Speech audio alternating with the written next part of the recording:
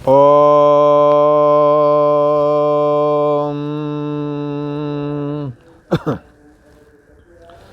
श्री योग वासिष्ठ के उत्पत्ति प्रकरण में श्री वशिष्ठ जी महाराज बोले, हे राम जी, पूर्व में जो मैंने चित्त आख्यान कहा था उसके विषय में सुनो। जब मैं उस मन रूपी चित्त पुरुष को रोक करके पूछता था और वह अपने अंगों को त्यागता हुआ चला जाता था, इसका अर्थ क्या है यह भी सुनो।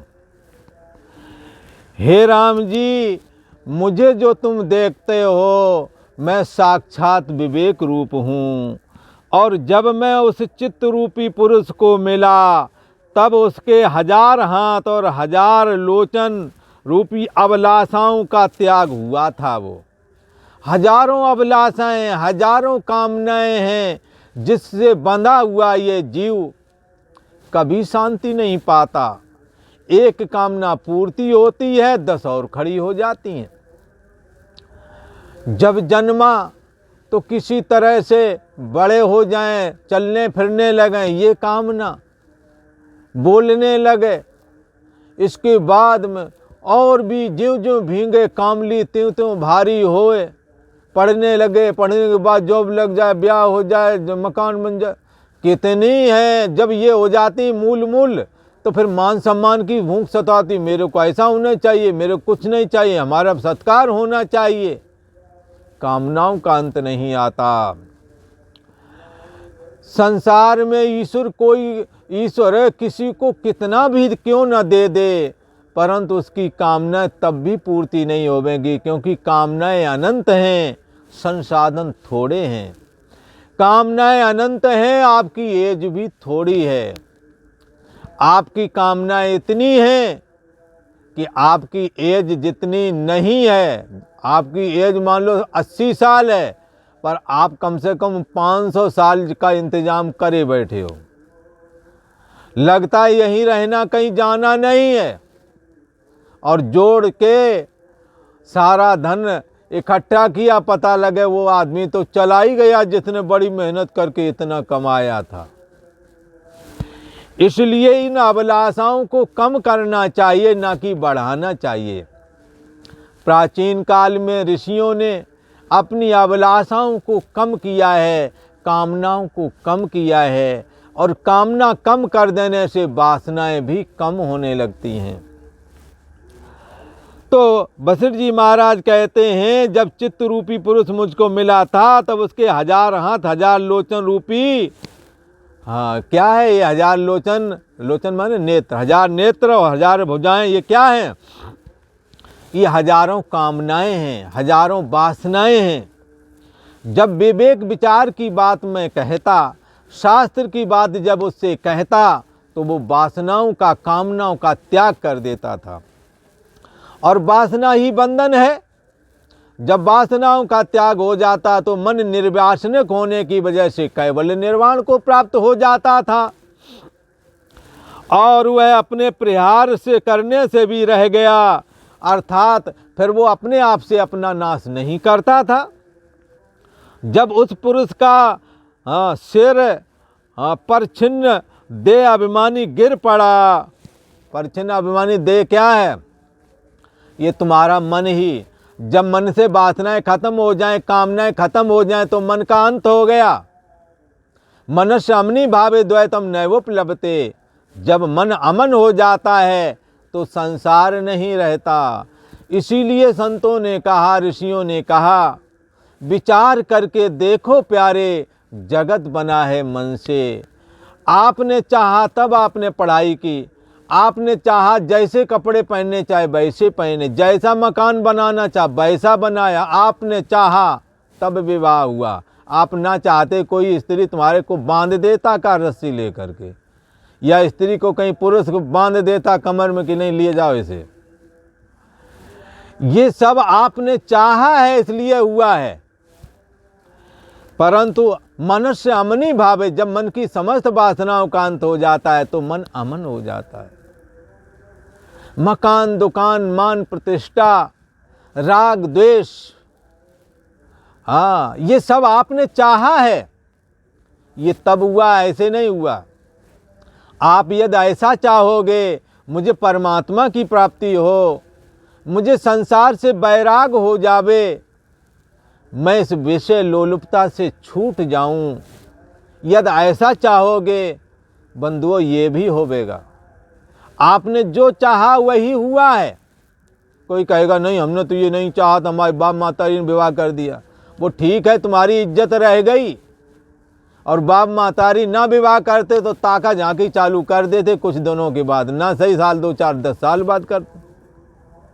हरि माया बलवंत भवानी, ये माया बड़ी बलवान है, पर ये काम विचारवान के ऊपर लागू नहीं होता। जो विचारवान है, वैराग्यवान है, साथ शास्त्र चिंतन है जिन्हों के पास, जिन्होंने सज्जन पुरुषों का संग किया है, जो सच्चाई के मार्ग में चले हैं, और जिन्हों के माता पिता भी धर्मात्मा हैं, ऐसे लोग विषय लोलुपता से बच जाते हैं। विषय रूपी गर्त में वो नहीं गिरते हैं जिनके अंदर विवेक और वैराग है। इसलिए भगवान श्री कृष्ण ने कहा, अभ्यासेन तु कौन्ते वैराग्येण च गृह्यते।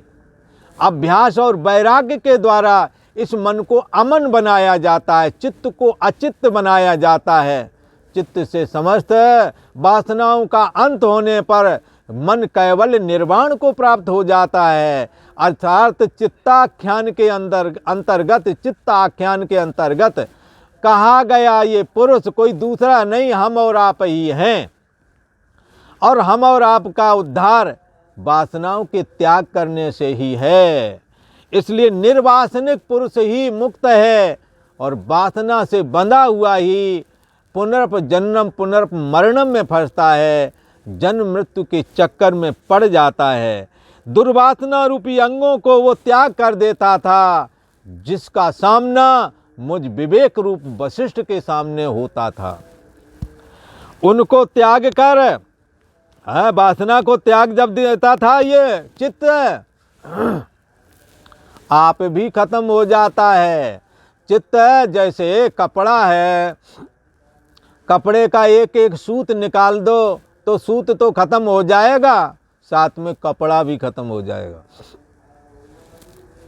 ऐसे ही बंधुओं, मन के अंदर से, चित्त के अंदर से समस्त वासनाओं का यदि अंत हो जाए, जीने की वासना, भोग की वासना, विषय लोलुपता की वासना, मान सम्मान की वासना, जगत की सत्यता की वासना, मैं सदा बना रहा हूँ जीने की इच्छा की वासना, बड़े होने की वासना, हमारे सारे शत्रु मर जाएं और हम बचे रहें, हमें कोई ना कर पाए, ऐसी वासना, कितनी वासनाएं हैं, नहीं अंत आता है। बालू के कण गिन लोगे, आपकी वासनाओं का अंत नहीं आएगा।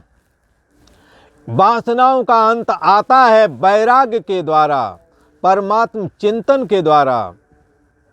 जैसे अग्नि में घी डालिए, कहो कि ज़्यादा घी, बोले अग्नि जल रही है, इसमें 1 किलो घी छोड़ देते हैं।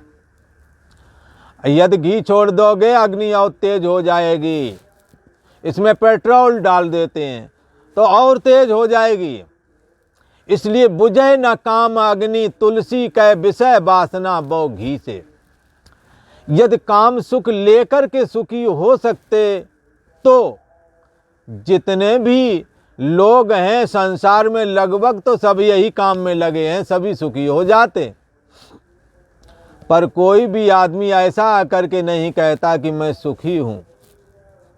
कहेगा स्त्री तो बढ़िया मिल गई, सब बात ठीक, पर 40 कमियां गिना देगा।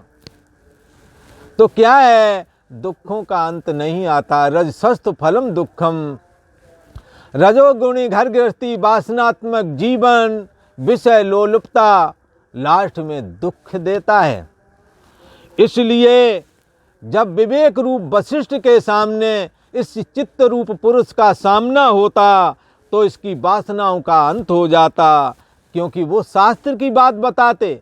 वो ये बात कहते थे कि ये वासनाएं, वासनाओं का सिलसिला, ये कम तब होवेगा जब आप इनका त्याग करेंगे। जब आप इस संसार का आश्रय और प्रकाशक सार वस्तु परमात्मा को जानेंगे, चित्त का अंत हो जाएगा, वासनाओं का अंत हो जाएगा। इसलिए अभ्यासेन तू कौन्ते वैराग्येण च गृह्यते, परम ब्रह्म परमात्मा का अभ्यास करना है और संसार से वैराग्य करना है। अभ्यासेन तू कौन्ते वैराग्येण च गृह्यते, अभ्यास और वैराग्य के द्वारा इस संसार पर विजय प्राप्त करके मन को अमन बना करके कैवल्य निर्वाण की प्राप्ति होती है। राम जी, अहंकार ने अपनी जब वो अंगों का त्याग किया अर्थात वासनाओं का त्याग किया, तो आपका भी नाश हो गया, अर्थात अहंकार निर्वाण को प्राप्त हो गया, अर्थात परचिन्न व्यक्तिपना जीव भाव दग्ध हो गया। और फिर क्या होता है? हे राम जी, वह पुरुष परम ब्रह्म में लीन हो जाता था जो हमारे सम्मुख आता था। हे राम जी, पुरुष को बंधन का कारण वासना है। जैसे विचार से रहित चंचल रूप जो ये बालक है, वो चंचल चेष्टा करता है, विचार नहीं है फिर भी चेष्टा करता है, और उस चेष्टा के चलते वो दुखी भी होता है। कई बार टोंटी के पास छोटे बालक खेलने के लिए जाते हैं, वहीं पर ये आजकल पीली वाली ततैयाँ अपना घर बनाने लगी अब। हाँ, एक कहावत पहले कहते थे, रबी की फसल और खरीफ की फसल दो फसलें हुआ करती हैं। हाँ, जब बरोठें आई तब होए रबी की कटाई। रबी की फसल में ये चना है, गेहूँ है, ये सब आ जाते हैं, अरहर वगैरह, ये चैत, अभी इन दोनों कटाई होती है। तो कहते थे कैसे पहचान, पहले देसी लोग थे ना, इतना सब नहीं थे कैलेंडर वलेंडर वगैरह, तो कहते थे ततैया जब पीली वाली आकर के घर में घोंसला बनाने आती थी ना, समझ लो अब गेहूं और धान जौ आदि चना आदि की कटाई का समय आ गया है। मतलब तो हाँ, जब बरोठें आई तब होए रबी की बोबाई। और ये छोटे वाले बालक जो है वहाँ खेलने जाते थे, जहाँ पर नल हुआ करता था, पीली वाली ततैया वहाँ पानी पीने आती हैं। अब वो जाकर मुट्ठी में पकड़ लेता है। अब मुट्ठी में पकड़ लेता है, वो काय को क्षमा करेगी, वो काट लेती है। तो बड़ी तेजी से बालक रोते थे। तो क्या है, बालक चंचलता बसात ततैया को पकड़ लिया।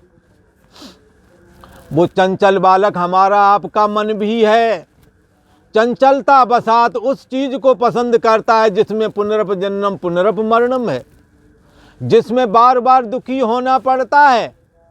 सुख रूप समझ करके जिसको जाता है, दरअसल वही उसके दुख का कारण होता है। जैसे कुशवारी कीट आप ही अपने बैठने की गुफा बनाता है और उसी में बैठ करके फंस करके मर जाता है, तैसे ही मनुष्य अपनी वासना के अनुसार विवाह शादी धन पुत्र स्त्री आदि का संग्रह करता है। वो अंत तो गत्वा उसी में गोविंदाय नमो नमः हो जाता है, राम राम सत्य हो जाता है। मनुष्य अपनी वासना से आप ही बंधन में पड़ता है। और जैसे मरकट कहते हैं बंदर को, जैसे मरकट लकड़ी में हाथ डाल के कील को निकालने लगता है और लीला करता है, इधर उछलता उधर उछलता है, तो उसका हाथ फंस जाता है और कष्ट पाता है। तैसे ही अज्ञानी को अपनी चेष्टा ही बंधन करती है। जैसे जंगल में एक जगह ये जो कारपेंटर होते हैं, ये लकड़ी को पहले हाथ से चीरा करते थे, हाथ वाली आदमी, उसको दो फांक ऐसे करके लकड़ी आगे यहाँ डाल दी, यहाँ तो जगह बन जाती है। और वो पाट, उसको बोलते हैं लकड़ी डाल दें पाट। अब उसमें बांदर गया और वहीं पैर रख करके उस पाट को हिला रहा है, और वो तो पहले ही थी यूँ, अब बड़ी मुश्किल से उन्होंने इतना खोल पाई थी लकड़ी, और जैसे उसने लकड़ी निकाली उसका पैर फंस गया और तड़ाम दोनों मिल गए, लगा पैर ही खत्म हो गया, कट गया। तो ये दुख उसे क्यों प्राप्त हुआ? क्योंकि उसने मूर्खता की। ऐसे ही बंधु अज्ञानी जीव भी जाकर के संसार में व्यर्थ के कर्मों को करता हुआ और कुमार्ग में जाता हुआ स्वयं अपने आप को ही कष्ट देता है। और आज इतना ही।